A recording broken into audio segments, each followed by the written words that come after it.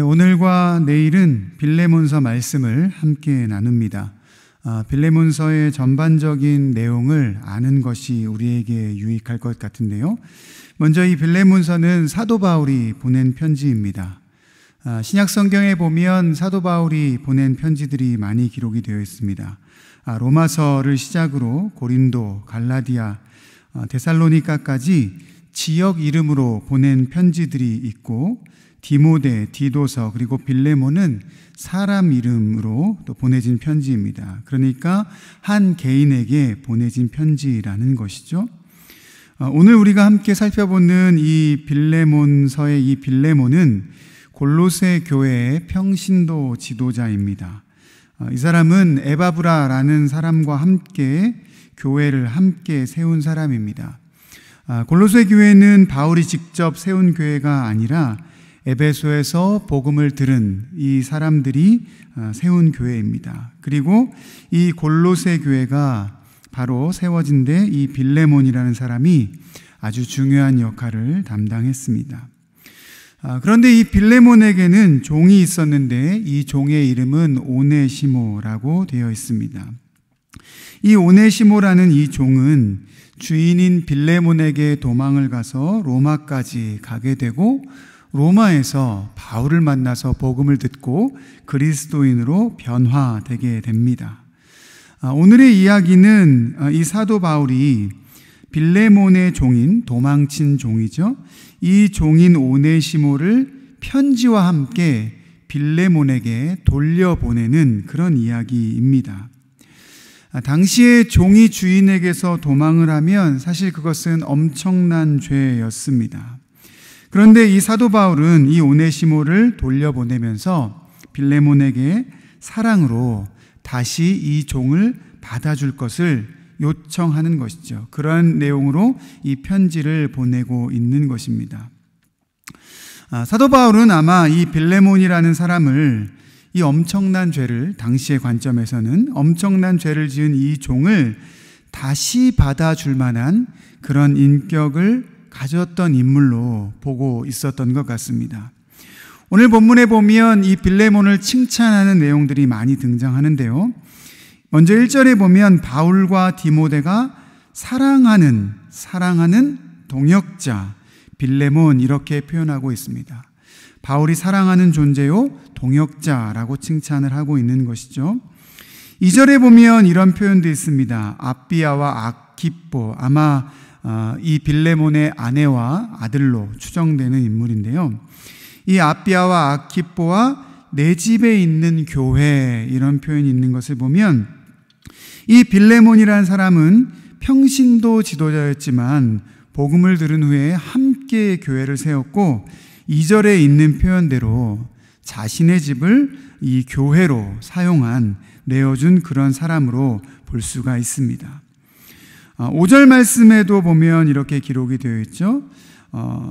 사도 바울이 기도할 때마다 주 예수와 및 모든 성도에 대한 내 사랑과 믿음이 있음을 들었다. 빌립보에게 주님을 사랑하고 성도들을 사랑하는 마음, 그리고 믿음이 있었다라는 것을 들었다라는 거예요. 그냥 믿음이 있고 사랑이 있었다라는 것을 아는 것뿐만 아니라 그러한 그의 인품이, 빌레몬의 인품이 사람들에게 들려지고 그 들려지는 이야기를 들었다라는 것이죠. 그리고 7절에도 보면 성도들의 마음이 너로 말미암아 평안을 얻었고 내가 너의 사랑으로 기쁨과 위로를 얻었다 그랬습니다. 사람들에게 평안을 주었을 뿐만 아니라 바울에게도 기쁨과 위로가 되는 인물이 바로 이런 빌레몬이었다라고 계속 설명하고 칭찬하고 있는 것입니다. 사실 인간적인 칭찬, 어떤 종교적인 행위에 대한 칭찬만을 하는 것은 아니라고 생각이 듭니다. 이제 사도 바울은 빌레몬에게 도망간 종을 다시 받아줄 것을 요청하는데, 처벌하는 것이 마땅하지만 빌레몬의 믿음을 보면 빌레몬에게는 충분히 용서할 수 있는 그런 마음도 있었던 사람으로 본 것입니다. 여러분, 사람들에게 있는 용서의 마음은 어디서부터 시작된 것이겠습니까? 예수님께서 사람들에게 보여주신 용서가 있기 때문에 사람들은 용서의 마음을 배운다라고 생각합니다. 여러분, 우리 모두는 창조주이신 주님을 멀리하고 떠나버린 죄인들입니다. 그런데 이 죄인을 받아주신 분이 누구십니까? 바로 예수님이시죠. 세상의 주인과 종의 관계에서는 만약에 종이 도망치면 육신의 자유라도 얻을 수 있습니다. 그러나 여러분, 창조주에게서 도망치는 것은 무엇을 의미하는 것입니까? 창조주의 징계를 받기 전에 창조주에서 도망친다는 것은 스스로 죽음을 택하는 것입니다. 창조주를 배반하고 그냥 놔두면 스스로 멸망하게 될 존재를 예수님은 다시 불러주셨죠. 그리고 창조주를 떠난 죄를 용서하셨고 다시 자녀로 받아주셨습니다. 예수님이 우리를 용서하신 용서가 바로 이러한 용서입니다. 그리고 예수님의 용서가 있었기 때문에 우리는 예수님의 용서의 마음을 배우고 그 마음을 우리 마음 가운데도 품을 수 있는 것이죠. 오늘 사도 바울이 빌레몬을 칭찬하고 있는 것은 그가 선한 일을 했기 때문에 그것만으로 칭찬하는 것이 아니라 사도 바울은 빌레몬을 보면서 그에게 예수님처럼 용서할 수 있을 만한 마음이 있는 사람으로 보았던 것입니다.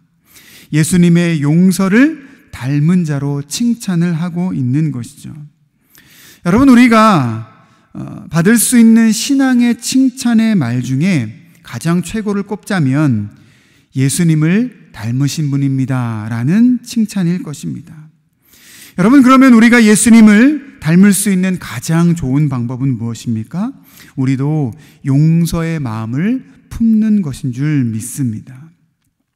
사도 바울이 빌레몬을 칭찬합니다. 예수님이 보여주신 용서의 마음을 가진 자로 빌레몬을 보았습니다. 예수님을 닮은 사람이라 그렇게 칭찬하는 것이죠. 여러분, 오늘 함께 말씀을 나누고 있는 우리도 주님과 사람들에게 칭찬받는 사람이 되기를 소원합니다. 어떤 칭찬을 받아야 되겠습니까? 예수님을 닮은 사람이라는 칭찬을 받아야 될 줄 믿습니다. 그렇다면 우리에게 어떠한 마음이 있어야 합니까? 바로 용서의 마음이 있어야 하는 줄 믿습니다. 이미 우리는 예수님께 큰 용서를 받은 사람들입니다. 내가 받은 용서가 얼마나 큰 용서인지를 깨닫고 예수님의 용서를 받은 사람으로서 예수님을 닮고 예수님의 용서를 배우는 사람이 되기를 원합니다. 우리 주변에 때로는 나를 어렵게 하고 불편하게 하고 힘들게 하는 사람들이 있을 수도 있죠. 그러나 우리가 주님께 받은 용서로 그들을 우리에게 불편과 어려움을 끼친 자에게도 용서를 할 수 있는 그런 믿음의 사람들이 되기를 원합니다. 그래서 그 용서의 마음으로 빌레몬과 같은 칭찬을 들을 수 있는 우리 모든 금광의 성도님들 되시기를 주님의 이름으로 축복합니다. 사도 바울은 이 오네시모를 돌려보내면서 14절에 이런 말도 남깁니다. 너의 승낙 없이는 내가 아무것도 하기를 원하지 아니한다. 오네시모를 용서로 받아들이는 것도 최종적으로는 빌레몬 자신의 선택으로 받아들여야 한다는 거예요. 14절 후반부는 이렇게 기록되어 있습니다. 이는 너의 선한 일이 억지같이 되지 아니하고 자의로 되게 하려 함이라. 사실 사도 바울은 사도로서 빌레몬에게 명령처럼 할 수 있었습니다. 그러나 오네시모를 받아들이는 것도 너의 스스로의 선택으로 해야 한다라고 그렇게 교훈하고 권면합니다. 용서하는 것도 그리고 신앙의 어떤 행동도 강제로 해서는 유익이 되지 않는다는 것을 사도 바울은 알았기 때문입니다. 여러분, 용서를 비롯한 우리 신앙의 모든 행동은 자발적인 것이 되어야 합니다. 물론 누군가의 격려를 통해 누군가의 도전을 통해 우리의 신앙의 행동을 하는 것도 필요합니다. 그것으로 인해 우리의 신앙의 행동들이 세워집니다. 그러나 정말 하나님이 기뻐하시는 것은 억지로 하는 것이 아니라 내 마음 가운데서 우러나오는 기쁨으로 하는 것이 하나님이 기뻐하시는 신앙의 행동인 줄 믿습니다. 한 해가 저물어가고 이제 새로운 한 해를 준비하는 그러한 시기입니다. 여러 사역 가운데 일꾼이 세워지고 일꾼이 필요로 하는 그러한 시기입니다. 누군가의 관건으로 교회를 섬기는 것이 아니라 우리 모든 금광의 성도님들이 기쁨으로 교회를 섬기는 자들이 되었으면 좋겠습니다. 그러한 섬김으로 우리 교회가 더욱 든든히 세워지고 아름답게 세워질 것을 믿습니다. 그리고 그렇게 자원하는 심령으로 섬기는 우리를 주님께서 기뻐해 주실 것을 믿습니다. 오늘 함께 나눈 말씀대로 빌레몬과 같이 예수님을 닮은 모습으로 사람들과 주님을 섬기는 그런 우리 성도님들이 되기를 원하고, 억지로가 아니라 자발적인 기쁨으로 주님과 주의 몸된 교회를 섬기는 우리 모든 금광교회 성도님들 되시기를 다시 한번 주님의 이름으로 축복합니다. 오늘 함께 나누었던 말씀을 기억하면서 기도의 자리로 나아가겠습니다.